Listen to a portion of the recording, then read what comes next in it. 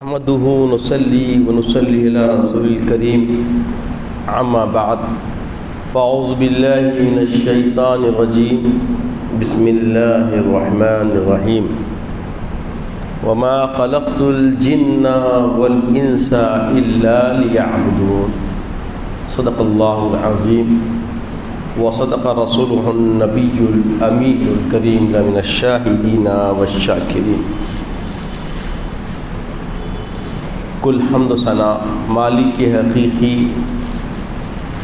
وحدہ لا شریک کے لیے سزاوار ہے، جس کے دست قدرت میں کل جہاں کی بادشاہت ہے، جو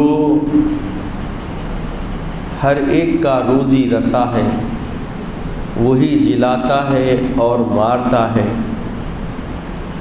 وہی ہر چیز پر قادر مطلق ہے، جو اپنی ذات میں یکتا وہ تنہا ہے، جس کا کوئی ہمسر نہیں، قدیم ہے ابدالآباد سے ہمیشہ رہنے والا ہے۔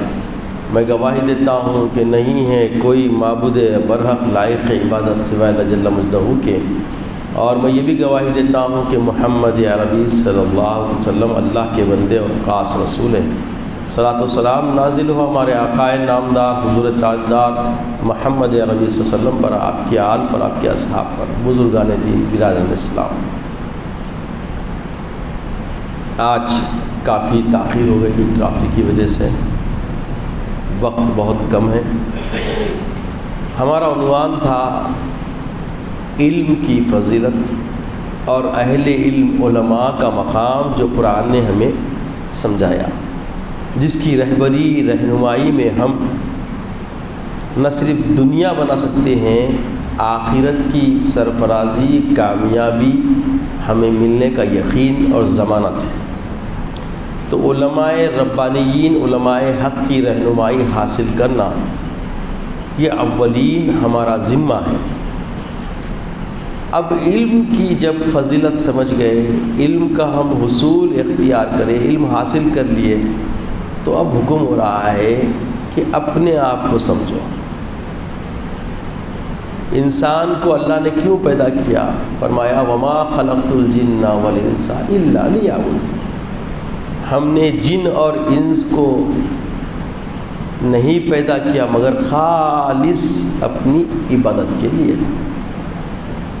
تو یہاں جو لفظ وما خلقت الجن والانس الا لیعبدون، خالص اپنی عبادت کے لیے جو اللہ نے پیدا کیا، تو اس کا تصور، خالص اللہ کی بندگی کا جو تصور ہمارے ذہن و فکر میں آتا ہے عام طور پر، کیا ہم مسجد پکڑ کے بیٹھ جائیں، کیا ہم مصلی لے کے بیٹھ جائیں، تسبیح و تحلیل میں جڑ جائیں، خالص دائرہ اتنا ہمارا محدود ہے کیا؟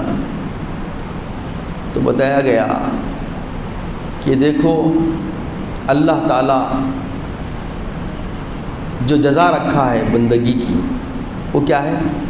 جنت۔ تو یہ جنت جو ملتی ہے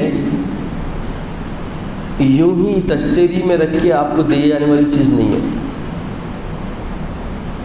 اکثر اللہ تعالیٰ کی مغفرت کی حکایتیں، اللہ تعالیٰ کی غفاریت کی حکایتیں، اللہ تبارک تعالیٰ کی رحمت والی باتیں ہم سنتے ہیں، جس سے ایمان جلایا جاتا ہے، ایمان کی جلا بڑھتی ہے، ایمان کے اندر ایک حرارت پیدا ہوتی ہے۔ موٹیویشن کے لیے یہ حکایتیں بالکل بیان ہونی چاہیے، مگر اتنا آسان رستہ سمجھ کے جو دل میں آیا نہیں کرنا چاہیے۔ جیسا کہ وہ جب بخشنے پہ آتا ہے تو 100 قتل کرنے والے قاتل کو بھی بخش سکتا ہے، اور جب وہ گرفت پہ آتا ہے تو جیسا کہ آپ نے سنا، معمولی سی کتے کے بچے کے مرنے پر مواخذہ فرما لیتا ہے۔ تو وہ تو اختیار کا مالک ہے، سب اس کی ملک ہے، سارے بندگان خدا اللہ کی ملک ہے۔ تو بتایا گیا انسان میں ایک مخصوص طبقہ ایمان والوں کا ہے. اسلام کا تعلق ایمان والوں سے. تو ایمان والوں کے لیے ایک کانسیپٹ بتایا گیا، یہ تمہاری جان، تمہارا مال تمہارا نہیں ہے، بلکہ ان اللہ اشترى من المؤمنین انفسهم واموالهم بان لهم الجنہ، کہ بے شک تمہاری یہ جان، تمہارا مال، اس کے بدلے اللہ نے تمہاری جان اور تمہارے مال کے بدلے اللہ نے جنت کے بدلے تم کو خرید لیا. تمہاری جان اور تمہارے مال کو، بے شک اللہ تمہاری جان اور تمہارے مال کو جنت کے بدلے بِأَنَّ لَهُمُ الْجَنَّةَ کیا کرا؟ خرید لیا. تو اللہ تعالیٰ نے ہماری جان و مال کو خرید لیا ہے. جان بھی اسی کا ہے، مال بھی اسی کی ہے. ایک فکر دی جا رہی ہے ایمان والوں کو کہ یہ جان، جو مال، جو نعمت عظیمہ تمہارے پاس ہے، اس کو بہت تول مول کے برتو، تول مول کے اس کو صرف کرو، تول مول کے اس کو استعمال کرو، یوں ہی رائے گا نہ کرو.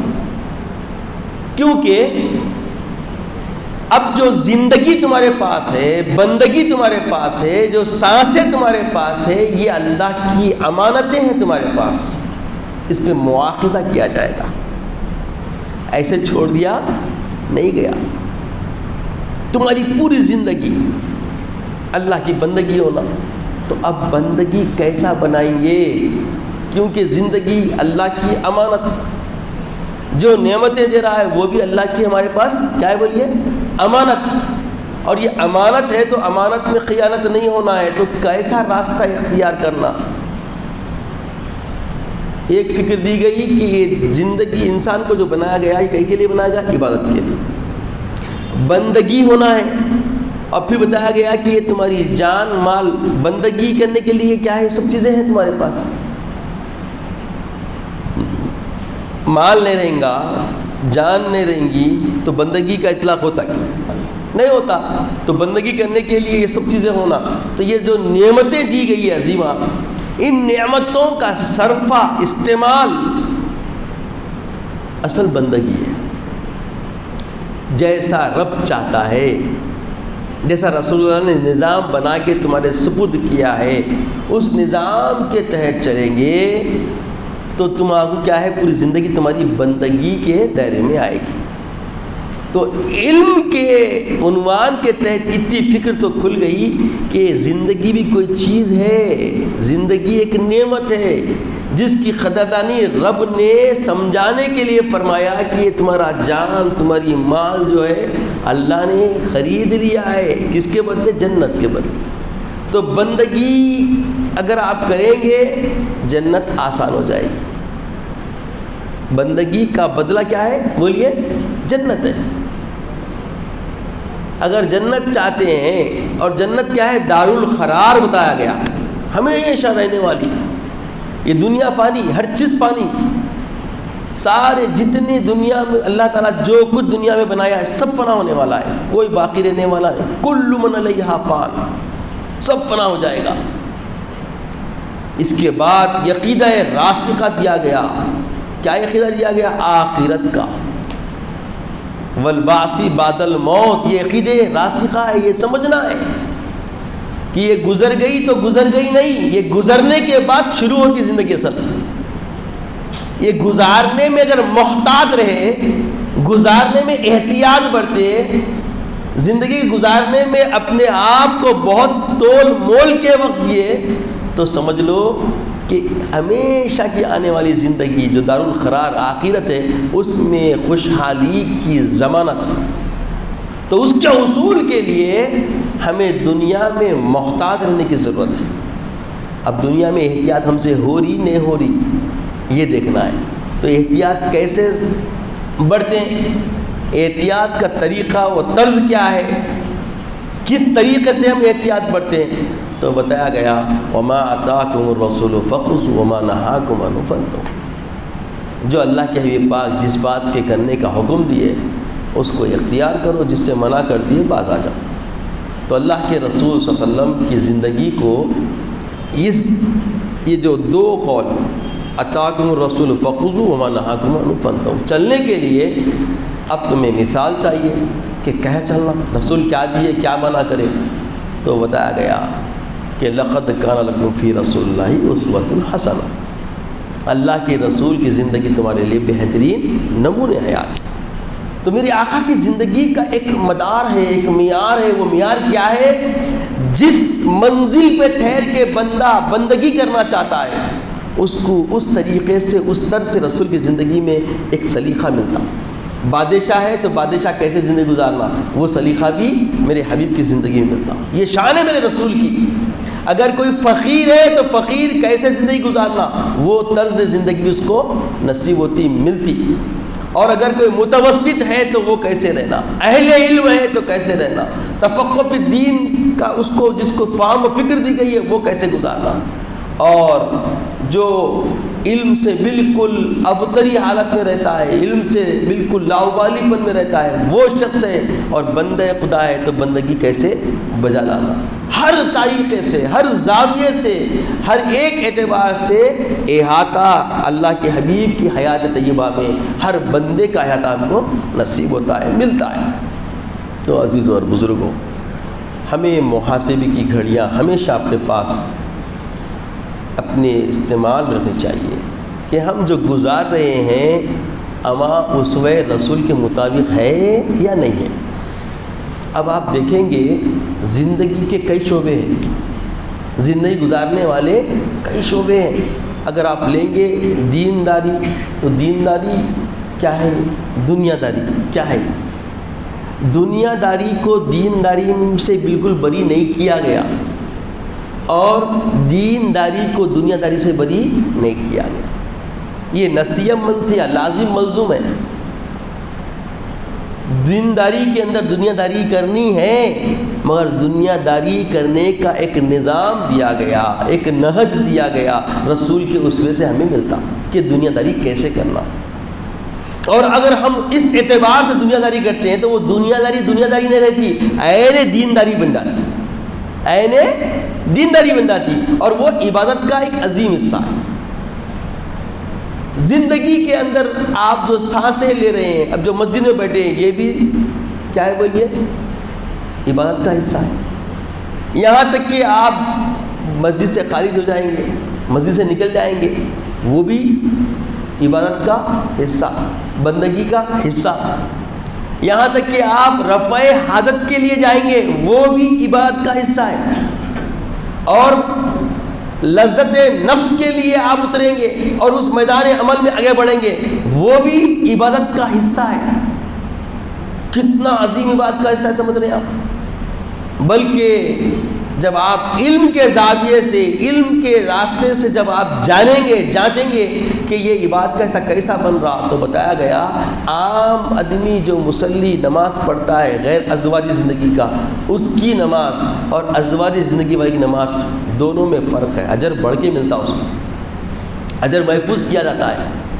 ایک امام ہے جو غیر متزوج ہے اور ایک متزوج ہے، تو متزوج امام کی نماز 100 درجے زیادہ فضیلت لگتی غیر متزوج امام کے اوپر۔ علم کا راستہ کھل رہا، میں بتا رہا کہ بندگی کا سلیقہ، بندگی کا طریقہ، بندگی کا طرز کیسے بنتا ہے، اور تسکین و تسلی کے لیے بتایا گیا کہ ایسی زندگی جو اتنے محیط دائرے سے گزرتی ہے، ایسی زندگی کو اللہ نے تمہاری خرید لیا۔ جو تم کو سرمایہ نصیب ہو رہا ہے نعمت کے طور پر، یہ بھی اللہ نے خرید لیا، لے لیا، اللہ کا ہے تو تمہارے پاس امانت ہے۔ اور اس کا بدلہ، اس سے بڑی نعمت جو ہمیشہ کی زندگی ہوگی، جو اللہ کے دیدار سے نوازی جائے گی، اللہ کے دیدار کی رویت سے تم معمور ہو کر بڑے محظوظ انداز میں وقت گزاریں گے، وہ کیا ہے؟ جنت۔ کیا ہے وہ؟ جنت، دار القرار۔ تو دار القرار کی کامیابی چاہتے ہیں اور کامرانی چاہتے ہیں، تو ہمیں کرنا کیا ہے؟ ہمیں بندگی کے سلیقے میں آنا ہے، بندگی کو سمجھنا ہے، یہ زندگی کی اہمیت کو سمجھنا ہے، اور اپنے کو دیے ہوئے اللہ کی نعمتیں جو مال ہے، اس کو محفوظ کر کے بڑی محتاطانہ انداز میں، بڑی احتیاط کے ساتھ صرف کرنا ہے۔ اب صرف کرنے کا طریقہ کیا ہے، بندگی کا طریقہ کیا ہے، انشاءاللہ آنے والے جمعہ میں اسی عنوان کو وسعت دی جائے گی۔ حضرت سیدنا ابراہیم علیہ نبینا علیہ الصلوۃ والسلام، اسماعیل علیہ نبینا علیہ الصلوۃ والسلام بھی ہمیں ان کی زندگیاں بھی یہی سکھاتی ہے کہ بندگی کس طریقے سے کرنا، جس حال میں بھی ہو بندہ اس حالت میں اس کا امتحان شروع، اور پوری زندگی امتحانی ہے نا۔ اللہ فرماتا ہے الذی خلق الموت والحیات لیبلوکم ایکم احسن عملا، یہ موت یہ حیات جو تم کو دی جاتی ہے کئی کے لیے، آزمانے کے لیے، لیبلوکم ایکم احسن عملا، کہ تم میں کون اچھا عمل کرتا ہے۔ تو اچھا عمل بندگی ہے، اچھا عمل اصل زندگی ہے۔ اچھا عمل کے لیے قربانی کی ضرورت ہے، صبر کی ضرورت ہے، استقامت کی ضرورت ہے، حق پرستی کی ضرورت ہے۔ بغیر حق پرستی کے، بغیر صبر کے حق پرستی نہیں، بغیر حق پرستی کے بندگی کامیاب نہیں ہو سکتی۔ اگر زندگی کو کامیاب بنانا ہے تو یہ سارے سلیقے سمجھنے کی ضرورت ہے۔ حضرات وقت کیونکہ ہو چکا ہے، یہ گھڑی تو چل نہیں رہی ہے کافی دنوں سے، اب محسوس نہیں ہو رہا، ٹائم ہو گیا، وقت ہوگا شاید نا، تو ابھی ٹائم ہے۔ سن لیں، ایک اعلان ہے مسجد کی کہ اللہ تعالیٰ ان کی مغفرت فرمائے، ان کو اعلیٰ مقام عطا فرمائے، ان کے حسنات کا ظہور لوگوں کے ذہن و فکر میں عیاں فرمائے، اور ان کے گناہوں کی تلافی فرمائے۔ اللہ تبارک تعالیٰ سے دعا ہے کہ اے بار الہ ہم سب کو عزت کی اسلام کی زندگی عطا فرما، خاتمہ بالخیر فرما۔ مولا جن آیتوں کی تفسیر آیتوں سے کر کے جو فکر و فہم تیری رضا کے خاطر اخلاص کے ساتھ سپرد کی گئی تیرے بندوں کو، مولا ہم سب کو اس پہ عمل پیرا ہونے کی توفیق عطا فرما۔ مولا ہمیں تیری رضا کے راستے پہ چلنے کی توفیق عطا فرما، تیرے محبوب کی اداؤں کو سراہنے والا، اپنانے والا، اس پہ زندگی گزارنے والا بنا۔ مولا ہمارے خاتمہ بالخیر فرما، وقت نزا کلمہ طیبہ عطا فرما، اپنے حبیب پاک صلی اللہ علیہ وسلم کا دیدار عطا فرما۔ سبحان اللہ و بحمدہ، سبحان اللہ العظیم، والحمد للہ رب العالمین۔